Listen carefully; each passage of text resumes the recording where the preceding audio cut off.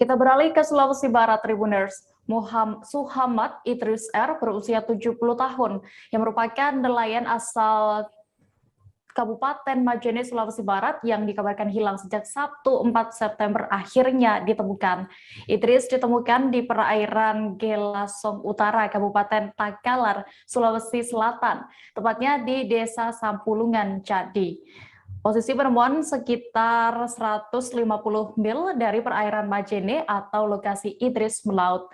Untuk mengetahui lebih detailnya, sudah bergabung bersama kami rekan wartawan Tribun Sulbar, Misbah Sabarudin yang akan menyampaikan laporan. Halo rekan Misbah. Ya, halo Dea. Ya, Misbah, bisa Anda informasikan bagaimana kondisi terakhir nelayan yang ditemukan di perairan Sulsel ini? Ya, dapat kami laporkan Dea terkait kondisi terakhir Muhammad Idris, nelayan asal Tubo, Kabupaten Majene yang dikabarkan hilang sejak Sabtu 4 September 2021, ditemukan dengan selamat di perairan Sulawesi Selatan, tepatnya di sekitar Pulau Kondong, Bali. Dan saat ini nelayan Idris masih berada di Makassar menunggu pihak keluarga memulangkannya di Kabupaten Majene, tepatnya di Kecamatan Tubo. Baik, berikutnya. Lalu bagaimana kronologi dari awal Idris ini hilang, lalu kemudian akhirnya ditemukan di perairan Sulsel? Ya, kronologi nelayan ini hilang.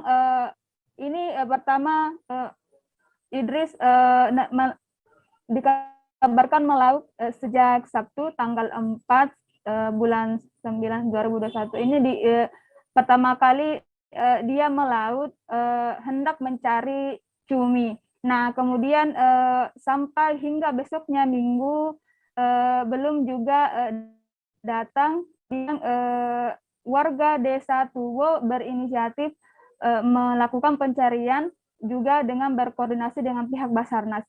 Kemudian pada hari keempat pencarian diketahui kabar bahwa nelayan tersebut terdampar di sekitar Pulau Sulsel, tepatnya di Pulau Kondong, Bali. Ini